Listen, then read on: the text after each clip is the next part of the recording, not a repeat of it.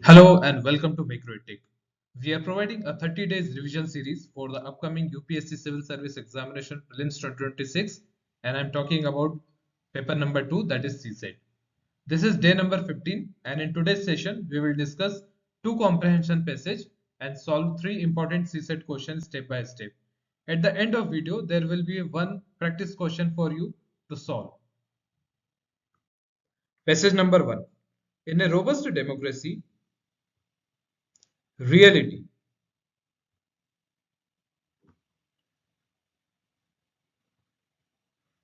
howsoever inconvenient it may be, finds its expression both in speech of political leaders and the other social forms of assertion.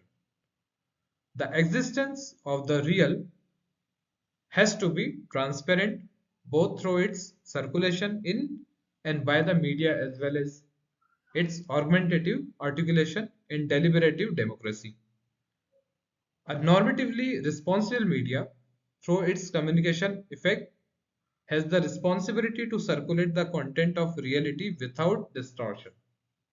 Now, first of all, we will see the interpretation of this passage. First of all, we'll see the interpretation. The passage argues that in a healthy democracy, truth and reality must remain visible and accessible, even when they are uncomfortable or inconvenient. Political leaders, media institutions, and public discourse all play a role in expressing and communicating reality honestly. Now we'll see the writing style. The writer emphasized that democracy depends on transparency and truthful communication. Media should not manipulate or distort facts. Public debate, deliberative democracy, word already included, deliberative democracy, should be based on genuine realities rather than propaganda or misinformation. Ethical media has a moral responsibility to present reality accurately to citizens. Overall, the passage highlights the importance of truth, transparency, and responsible journalism in sustaining democracy. Now we'll see one question based on this interpretation. First of all, we will see the writing style.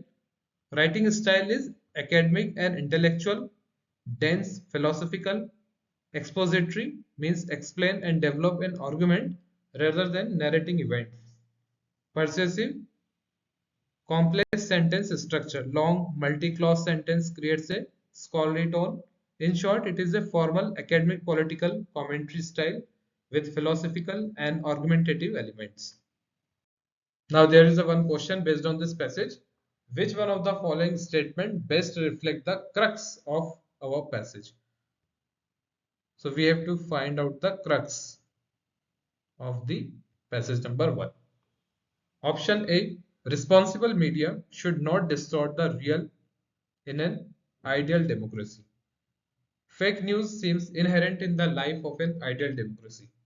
No, this is not mentioned, so we can easily remove it. There should not be any kind of restriction on freedom of expression in ideal democracy. I think it is also not mentioned. Irresponsible media and political leaders cannot be effectively controlled in an ideal democracy. This is also not mentioned explicitly, so I think option A is right. Now see the answer. Yes, option A is right. Responsible media should not distort the real. Should not distort the real in an ideal democracy. Why? The central idea means crux of passage is that democracy depends on truthful presentation of reality, and the media has a responsibility to communicate reality without distortion. So the last line directly support this. A normatively responsible media, we already read in our the first passage, so has the responsibility to circulate the content of reality without distortion. Now why the others are incorrect? The passage, option B, the passage does not say fake news in inherent. So this is wrong. Freedom of expression is mentioned indirectly, but it is not the main focus. It is not a crux. And option D, the passage doesn't discuss controlling irresponsible leaders or media. So finally option A is only correct. Now passage number 2. Nowadays there is a growing trend to use interconnected home devices. As consumers increasingly network their homes, the connected home device manufacturers and service provider will seek to overcome thin profit margin by gathering more of our personal data with or without our agreement, turning the home into a corporate storefront. Corporate marketers will have powerful incentives to observe consumer behavior to understand the buying needs and preferences of device owners. Now we'll see the interpretation. Now please read the interpretation. The passage discusses the growing use of interconnected smart home devices and raises concerns about privacy and corporate surveillances. As people increasingly connect devices in their home like smart TV, speakers, security cameras and all, companies may collect a large amount of personal data to increase profits. The author suggests that the smart home technology can turn private homes into a space of corporate monitoring. Companies may gather data with or without users' full consent. Consumer behavior and preferences are being tracked for marketing and commercial purpose. The convenience of technology comes with risk to privacy and personal freedom. Overall, the passage warns about the commercialization of personal life through connected technology. Now please focus on writing style of author. The writing style is expository, means explains a contemporary social and technological issue.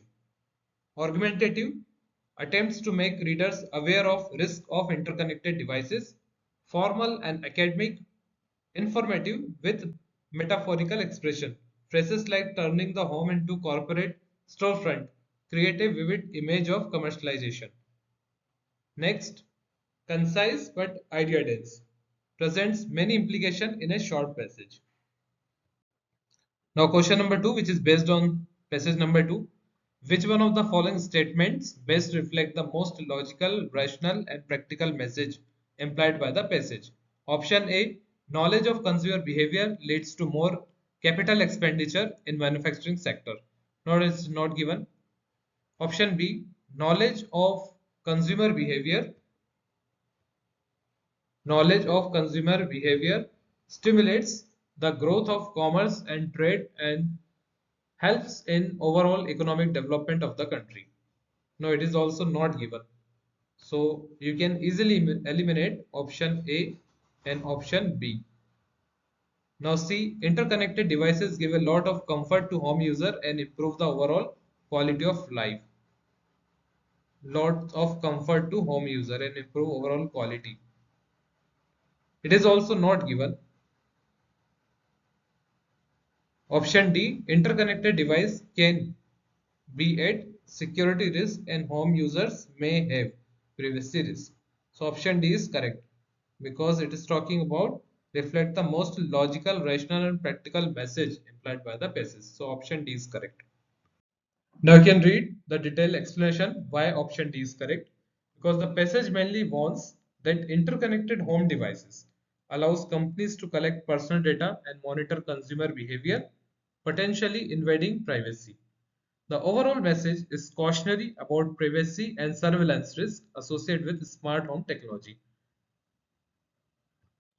Now question number 3, which is based on some numerical and logical side. So you can read, if the average marks in a class are 60, then what is the number of students in a class? To support this question, there are two statements. Statement number 1, the highest marks in the class are 70 and the lowest marks are 50. Statement 2, exclusion of highest and lowest marks from the class doesn't change the average. And we have to choose correct option. The question can be answered by using one of the statements alone but cannot be answered using the other statement alone. Option B, the question can be answered by using either statement alone. Option C, the question can be answered by using both the statements together but cannot be answered using either statement alone. And option D, the question cannot be answered even by using both the statement together. Now you can see here the solution using statement 1 alone. Highest is 70, lowest is 50, already given in statement. So this gives only range of marks. So no information about total marks because we have to find the total marks for number of students. But we got only the range of marks. So statement 1 alone is not sufficient. Now here you can see statement 2 alone. Removing highest and lowest marks doesn't change average. This is statement 2. Now we will check. Original average 60 and if we remove highest and lowest. You can see here out of total we will remove highest and lowest. So because the two numbers removed, so we have to be remove 2 from n because n is total. So total minus h minus l divided by n minus 2 and it should be equal to 60 because average will not change after removing highest and lowest. Now we'll check. But original total was 60n. So because we have average 60, so it is total 60n. So we'll put here 60n minus highest minus lowest divided by n minus 2 because we already removed h and l. So it will give, we have to subtract 2 from total n and it will give 60 and we can check after simplification you will get highest plus lowest equal to 120. So this only tells the sum of highest and lowest marks. So statement 2 is also not sufficient to give answer about the total number of students. Now we will use both statement. From statement 1 you get highest and lowest 70 plus 50, so 120. So but this is already we get in statement 2. So still no information about number of students. So what is the correct answer? Even together statements are insufficient to give correct answer, or the number of students we cannot find with the help of statement 1 and statement 2. Now practice question. There are three distinct prime numbers whose sum is a prime number. Statement 1. Their sum is less than 23. Statement 2. One of the number is 5. And options similar like a previous question. So please try this question. If you found any doubt, please ask on my official email info@macroedtech.com, or you can also write in comment. You can connect with me on LinkedIn. Link is also available in description. So thank you very much. Tomorrow I'll upload next video and discuss some more question regarding passage and some more logical and numerical aptitude.